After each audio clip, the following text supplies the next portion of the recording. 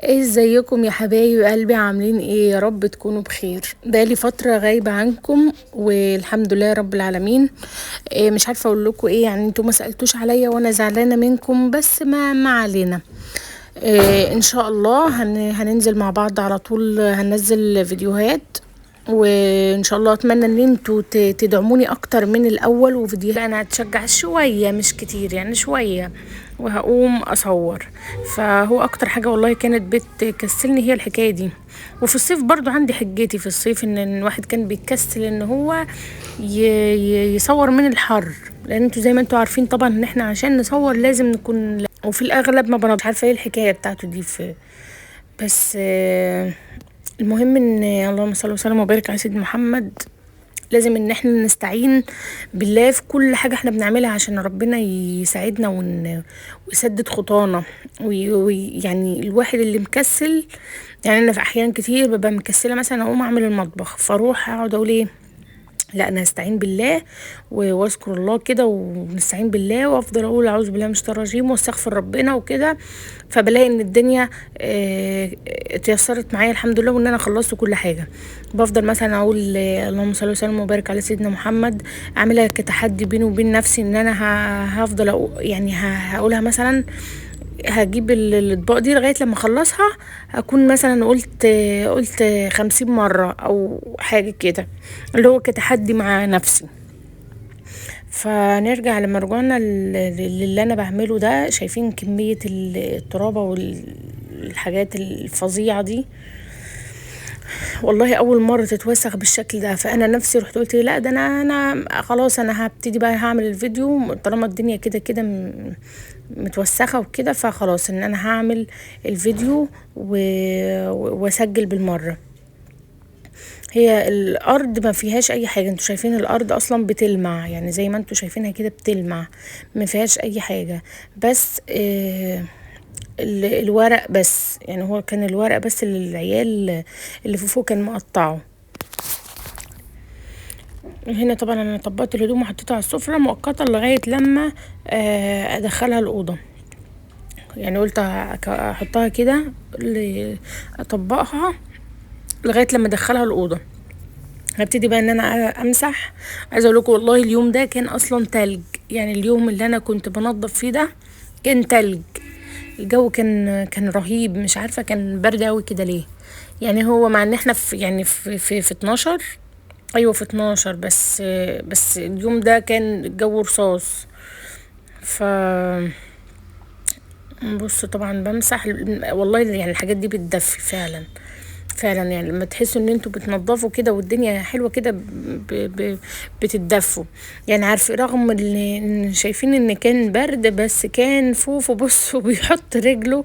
ده المدمر اللي في البيت، المدمر الصغير بصوا طلع يجري، واصلا اللي هو لابس البامبرز، بس اللي هو مش راضي اصلا يلبس البنطلون، كلهم يلبسوا له يقلعوا. بيحبوا الميه بشكل، وبيحبوا ان هم يعني بصوا عمال يطلع من الجردل ويمسح زي بيقلدني انا واحمد. حموده طبعا ما شاء الله عليه شاطر، يعني كل ما يشوفني بعمل حاجه يقول لي ماما ساعدك يا ماما. هو شطور احمد، فما شاء الله يعني. بصوا ماشي كده فظيع، واد فظيع. مسحنا زي ما انتوا شفتوا، وبعدين هلمهم بالشرشوبه هنضفهم. طبعا كان برد، ولما كانوا الولاد فوق فما رضيتش ان انا اشغل المروحه علشان الدنيا تتهوى. فقلت لا بقى خلاص ان انا ايه مش هشغل المروحه، هسيبها بقى تبرد الدنيا تنشف لوحدها. وفرشت طبعا السجاد علشان برد جدا جدا، فانا بفرش السجاد بعدين احط عليه الكفرات. يعني حطيت السجاد بعدين احط الكفر. وطبعا عايزه اقول لكم على اللمامه دي ان هي اختراع. يعني بصوا دي المكنسه الكهرباء بتاعتي، يعني فعلا دي المكنسه الكهرباء بتاعتي. انا مش بستخدم المكنسه الكهرباء، بقول لسه هطلعها ومش عارفه اعملها ايه، وكده كده السجاد عندي ما شاء الله نظيف، يعني ما بيوسخش. لان طبعا حاطه الكفرات. فاللمامه دي والله العظيم اختراع. انا جايبه 2، يعني انا جايبه دي وجايبه واحده تاني، حلوه جدا، بتلم الوبر وبتلم كل اللي على السجاد، يعني اي صغيره او كبيره في على السجاد اصلا هي اللمامه دي بتلمه.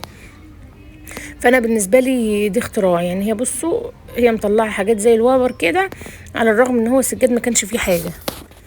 فانا طبعا ما اقدرش استغنى عنها، هي اسهل يعني. جربوها كده اصلا، لما تجربوها ما تحسوا ان انتوا ما تقدروش تستغنوا عنها. كنت جايبه هي اللمامه اللي معايا دي، كنت جايباها ب 25 جنيه. بكام يا ربي؟ ب30. مع على الرغم جبت واحده اصغر منها، جبتها ب20 او 25. فدي تحفه. ودي المفرش الكابوتونيه اللي بقول لكم عليها اهو. انا كنت فرشت بتاع الركنه، بس هفرش الكنبه زي ما انتوا تشوفوها. حلوة جدا يعني. انا عايزة اجيب، كنت عايزة اجيب لون فاتح، بس قلت ده كويس يعني، هيستحمل الوسخ. هو فعلا اللون حلو وماشي مع البتاع ده، مع الانتريه كويس، ومع الركنة برضو كويس يعني. قلت امشيه كله طقم واحد. فده اصلا هم المفروض ان هم 3 كنبات، يعني طقم ركنة. فحطيت واحدة على الكنبة اللي في الوش دي، وحطيت باقي الطقم على الركنة، ومعايا 9 مناديل. يعني بصراحة الطقم حلو جدا. ولونه يعني، شوفوا لونه اللي هو تحسه ماشي جدا مع الانتريه، حلو يعني. فهنا اللي هو كنت الحمد لله ان انا ابتديت افنش واخلص في الحكايه اللي انا بعملها دي، لان انا اليوم اللي بنضف فيه ده اهو عايزه اقوم واتشجع. لولا قلت ان انا هصور، لولا ان انا اتشجعت ان انا اعمل. فلازم طبعا ان انتوا تدعموني وتقدروا ده. ومش هتخسروا حاجة برضو في نفس الوقت يعني. هننزل لما في دعم وفي تشجيع، هنزل كتير يعني، هنزل فيديوهات كتير وبحاجات مختلفة ان شاء الله يعني.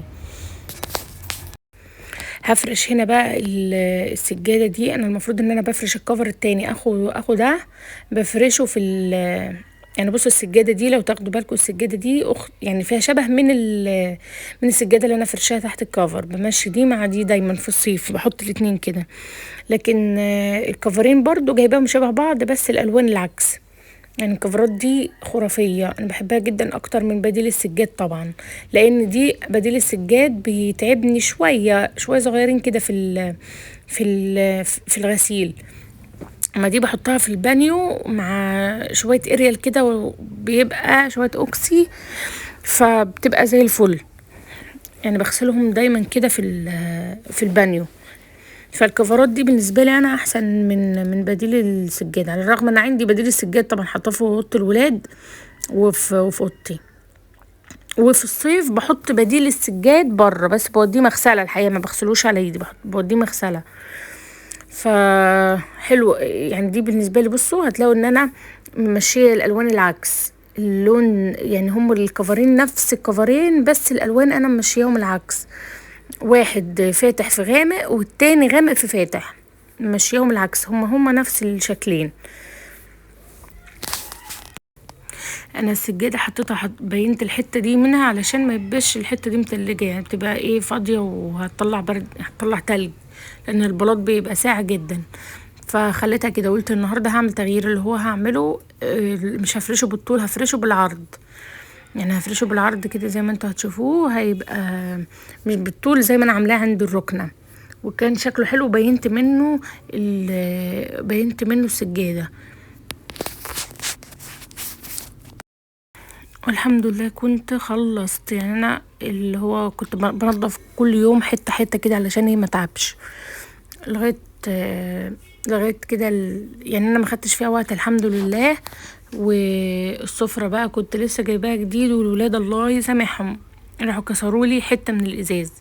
فبصوا اللي هو هوريكم حته شايفين الكفر اللي انا حطيته بالطول، وواحد حطيته بالطول وواحد حطيته بالعرض. فما تنسوش بقى تشجعوني كده وتدعموني وتتشجعوا انتوا برضو. انا بحب التغيير يعني، انا بحب التغيير جدا. فكل ما بغير حاجه بحب ان انا اوريها لكم عشان تتشجعوا وتغيروا. مش لازم ان انتوا تغيروا وتكلفوا نفسكم، لا، ممكن تجيبوا حاجه مكان يعني، تطلعوا صالون بره، تطلعوا اللي هو كده يعني.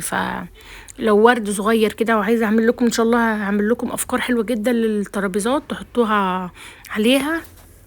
تحطوا الحاجات دي على الترابيزات، حاجات حلوة جدا.